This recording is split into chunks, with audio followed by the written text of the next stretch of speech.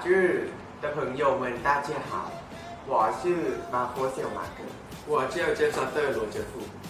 ขอบคุณแฟนๆนะครับผมที่ให้ความรักแล้วก็การสนับสนุนที่ดีตลอดมาครับครับผมจริงพวกเราดีใจมากๆนะที่จะได้เจอกับทุกคนผ่านหนังสือเล่มนี้นะยังไงก็ฝากนิตยสารของพวกเราด้วยนะครับผมเจอกันได้ในเตอร์ลิงครับผมรับฝากเจอกันได้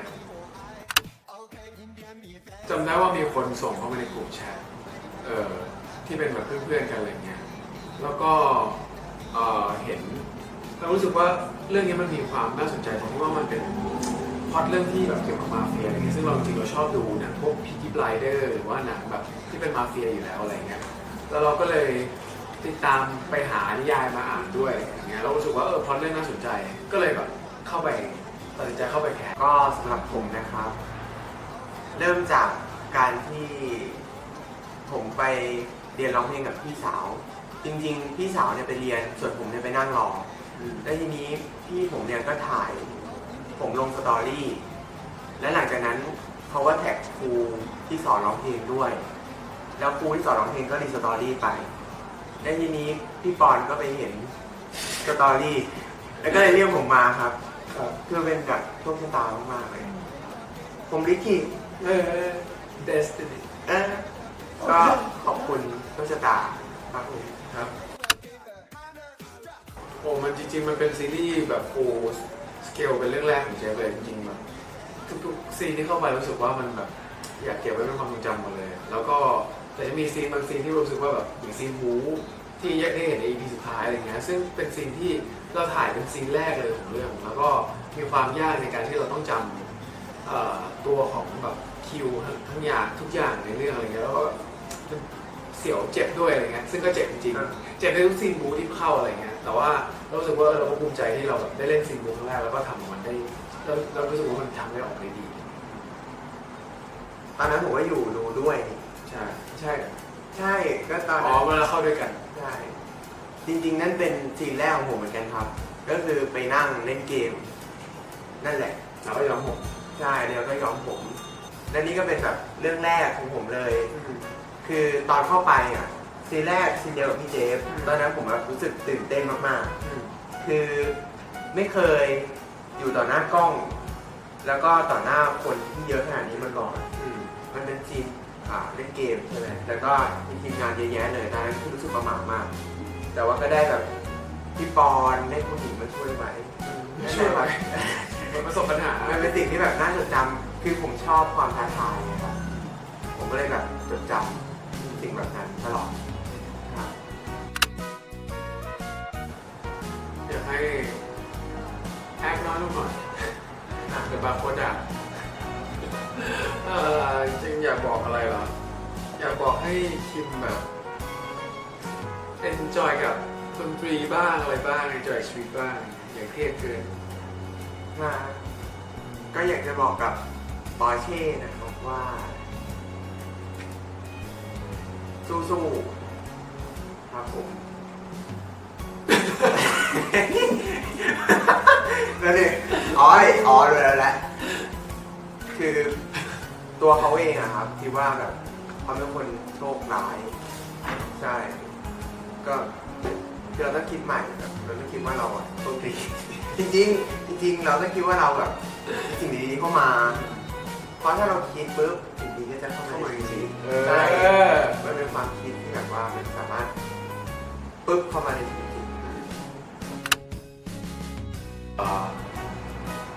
คือตอบทุกที่จะไม่เหมือนกันเพราะว่าชอบหลายซีนมากสำหรับในคลิปนี้จะเลือกเป็นซีนที่ตอบ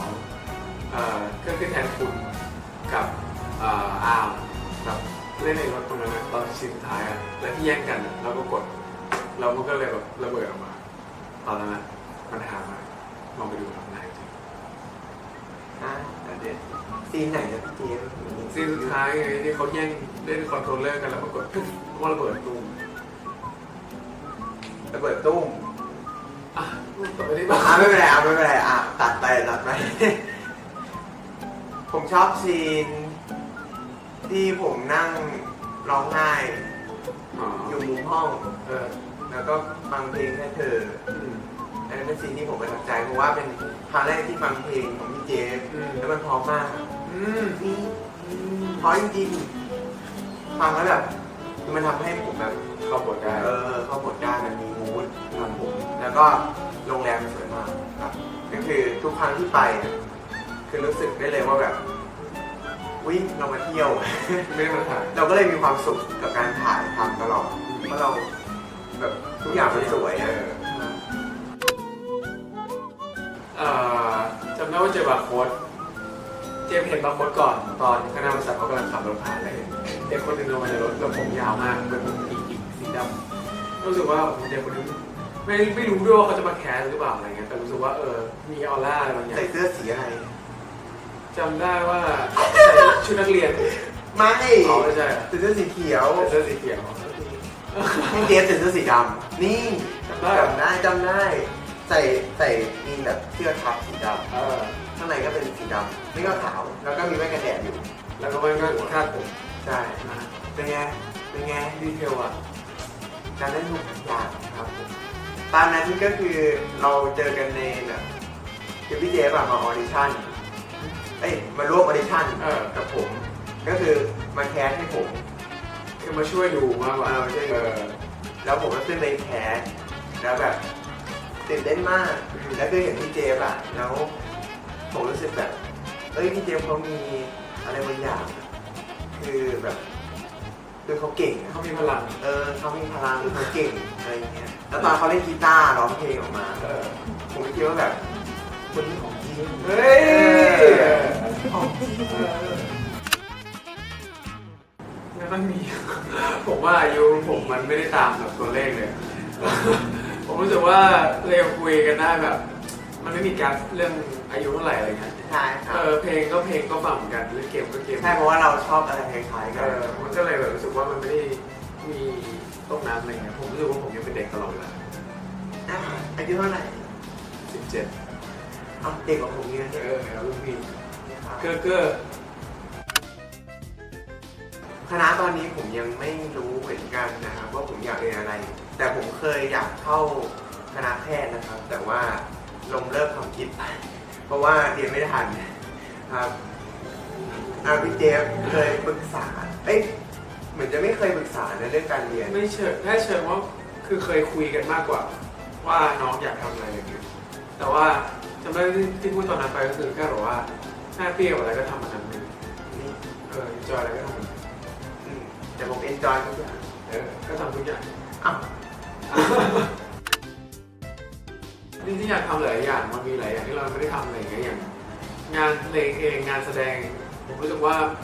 ตรงเนี้ยมันเหมาะแล้วก็แค่เราไปต่อจากตรงนี้อะไรเงี้ยก็จะมีหลายอย่างเรื่องร้องเพลงงานแสดงงานโปรดิวเซอร์อะไรเงี้ยก็แบบรู้สึกว่าอยากทำในตรงนี้ไปเรื่อยๆอะไรเงี้ยแล้วก็ expand ลงไปแบบมีทัวร์ของตัวเองหรือว่าอยากจะไปเล่นโชว์ที่มันแบบอยากคิดโชว์ที่มันแบบเจ๋งเรื่อยๆอะไรเงี้ยในทุกๆครั้งที่ไปโชว์ สุดยอดผมก็จริงๆตอนนี้ก็มีการแสดงแล้วก็ร้องเพลงใช่ไหมคือผมก็อยากไปทั้งสองอย่างครับแล้วก็อาจจะมีแบบอะไรบางอย่างเข้ามาเสริมแบบเต้นอะไรเงี้ยอยู่ใน ดีมากดีมากดีเต้นไปด้วยร้องไปด้วยอ๋อ อะไรวะ ไม่แล้วก็จริงๆอยากเป็นแบบคล้ายๆพี่เจฟก็ไม่ ทำทัวร์ เพราะพี่เจฟไม่ใช่วันทัวร์แต่แบบเป็นแบบทำเพลงอ่ะ อ๋อโปรดิวเซอร์ อยากลองดูเพราะว่าผมว่าเพลงอ่ะมันเป็นอะไรที่แบบลึกซึ้งมันเป็นอะไรที่แบบเข้าถึงยากแล้วมันก็เป็นสิ่งที่ทำยากมันต้องเป็นคนที่แบบมีอารมณ์ทางด้านนี้จริงๆซึ่งผมว่าอยากลองดู เชื่อคิดว่าบอกคนทำได้นะจริงอยากเรียนมานานแล้วโหลดแอปภาษาจีนมาในเครื่องเต็มไปหมดเลยแต่ยังไม่มีเวลาเลยรู้แค่แบบบางคำอะไรเงี้ยจริงๆเพราะว่าชอบดูหนังจีนตั้งแต่วันหนึ่งชอบดูแบบเยอะมากแล้วก็ดูซีรีส์ด้วยอะไรเงี้ยแล้วรู้สึกว่าแบบภาษาจีนถ้าได้พูดเพราะจริงๆแกมาง่ายแต่ว่าคือที่จำคือต้องจำแบบคำจำตัวอักษรอะไรเงี้ยที่ค่อนข้างเยอะอะไรเงี้ยก็เลยต้องแบบใช้เวลากับมันค่อนข้างเยอะก็เลยแบบอยากจะเรียนอยู่ตลอดถ้ามีเวลาว่างคงจะแบบกลับมานั่งเรียนในแอปมือถืออะไรเงี้ย ก็อยากพูดครับก็ถามที่ในกองตลอดเวลาว่าแบบคำนี้พูดยังไงแบบอะไรอย่างเงี้ย มันเป็นคำที่แบบยากมากแล้วคือผมพยายามหาใน YouTube ดูอะไรอย่างเงี้ยก็อ๋อมันเป็นอย่างนี้ แล้วก็คือแบบฝึกพยายามฝึก แต่ว่ามันเป็นสิ่งที่แบบยากเพราะว่าภาษาจีนอ่ะมันจะมีตัวอักษรต่างๆที่ว่ามันจะเป็นเฉพาะ 3,000 ตัว ใช่ ใช่ แล้วคือมันจำต้องใช้เวลาจำครับ ครับ ก็ชอบกินซาลาเปาครับไส้หมูเพราะว่าอร่อยมากแล้วก็แบบคือมันจะมีความมันๆอ่ะ แล้วรู้สึกว่ามันความง่ายที่แบบหยิบกินได้เลยอะไรอย่างเงี้ย ใช่แล้วมันจะมีแบบมีความแบบมีกระดาษรองอยู่ข้างล่าง แล้วทำไม แล้ว ก ก็ ระดาษ รองออก อ๋อมันเป็นความสุขเล็กๆใช่ไหม ไม่แล้วมันเป็นกลิ่นกระดาษอะ อ่า อร่อยกิน กระดาษ กินกระดาษ ชอบความที่แบบว่าโค้ดไม่คิดไม่มีอีโก้ไม่มีตัวตนเยอะแบบรู้สึกว่ามันจะมีคลิปหนึ่งที่เป็นแบบคลิปสัมภาษณ์กันเลยแล้วพี่มายเขาบอกว่าเราให้ทุกคนลองหลับตาแล้วก็คิดภาพซีนในหัวพี่มายพูดใช่ป่ะแล้วทุกคนก็คือทุกคนก็แบบอะไรของพี่มายแล้วก็ทำหน้าเฮ้ยพี่มายเอาแล้วมุกพี่มายใหม่แล้วแต่บางคนก็คือหลับตา รู้สึกว่ามันแบบมันน่ารักอะมันมีความแบบเป็นธรรมชาติอะ เราก็อ้าวแต่เขาบอกให้หลับตาผมก็ต้องหลับไป เออ อ่าผมชอบความ perfectionist ของพี่เจฟครับคือเขาเป็นแบบเนี้ยมันทำให้เขาเก่ง เฮ้ย จริงคือไม่ว่าแบบคือการร้องเพลงของพี่เจฟอะมันเป็นอะไรที่แบบสุดยอดมากๆแล้วคือผมอยากร้องให้ได้แบบพี่เจฟแบบเสียงสูงปิ้ว จริงๆหรือแม้กระทั่งแบบการเล่นกีตาร์หรืออะไรอย่างเงี้ยคือเห็นพี่เจฟแล้วเขาแบบคือการทำเพลงของเขาอะมันมีความแบบสุดอะมันสุดในบางอย่างผมก็บอกไม่ได้เหมือนกันแต่ว่ามันเป็นอารมณ์บางอย่างครับ